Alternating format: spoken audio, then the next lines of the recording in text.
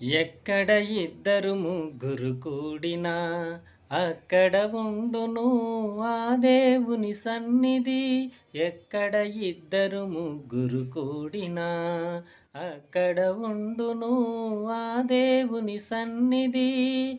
ఒక్క మనసుతో ఇద్దరు వేడినా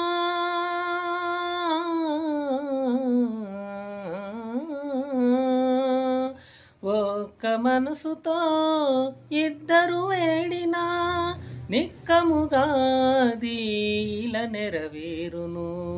పగిలిన హృదయముతో పాడినా విరిగిన మనసుతో వేడినా పగిలిన హృదయముతో పాడినా వింటాడు దేవుడు ఆ ప్రార్థన, గైకొంటాడు నీ సమర్పణ.